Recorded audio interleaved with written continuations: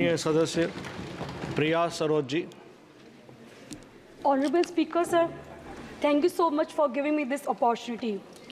कोशिश कर हल निकलेगा, आज नहीं तो कल निकलेगा, अर्जुन के तीर साथ साथ मरुस्थल से भी जल निकलेगा।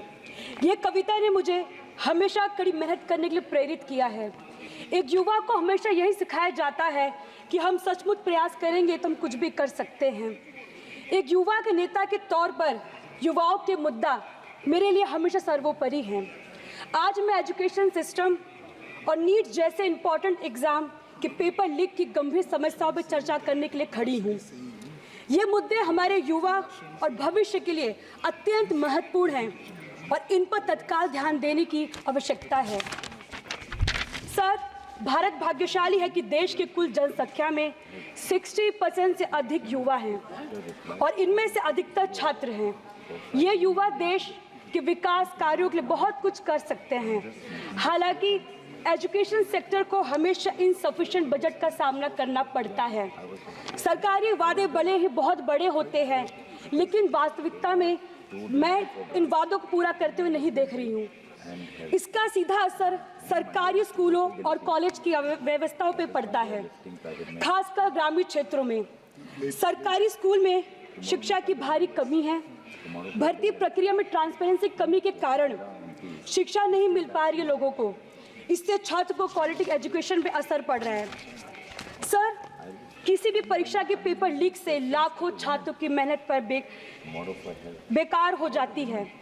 मेरे प्रदेश उत्तर प्रदेश के पुलिस कांस्टेबल परीक्षा 2024 और यूपीपीएससी ARO पेपर लीक जैसे उदाहरण दिखाते हैं कि एग्जामिनेशन सिस्टम में गंभीर खामियां हैं। Sir, in this digital age where the world is moving towards technology advancement, our school lack basic technology facilities.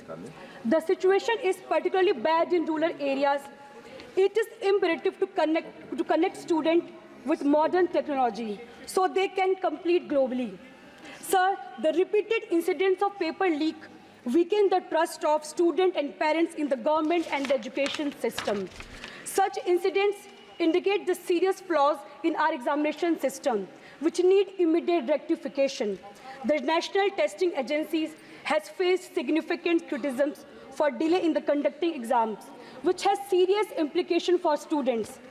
These delays means that students are experiencing delayed admissions in their college, which resulted in shortened semesters, impacting their academic progress, leading to a situation where 2-year postgraduate degrees are effectively taking 1.5 years to complete. This burden disproportionately affects the students from economically and socially weaker background, who face additional challenges due to extended timelines and financial pressures associated with delayed admissions. The NTA's inability to conduct exam in a timely manner is not just administrative failure, it is legal consequences for the educational trajectories millions of students across the country. Sir, हमें उचित training, routine inspection और modern technology को अपनाने की आवश्यकता है। Paper leak में शामिल लोगों को सख्त सजा देने की ज़रूरत है ताकि ऐसी घटनाएं वापस ना हो। हमारे छात्रों को फॉरेन कंट्री में बेहतर अवसर मिल रहे हैं। हमें अपनी शिक्षा संस्थानों को वर्ल्ड क्लास बनाना होगा ताकि हमारे युवा बाहर ना जाए और यही बेहतरीन सुविधाओं का लाभ उठाएं।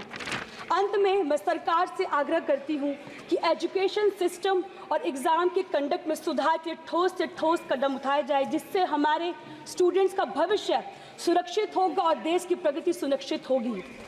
ये भाजपा सरकार कहती है कि सबका साथ सबका विकास, लेकिन इन्होंने तो केवल अपना विकास किया है। देश की जनता जाग चुकी है।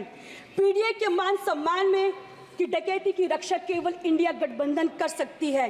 यदि ये सरकार चाहती है कि सबका साथ सबका विकास का नारा पूरा हो तो जातीय जनगणना करा के सबको हिस्सेदारी दे। धन्यवाद। माननीय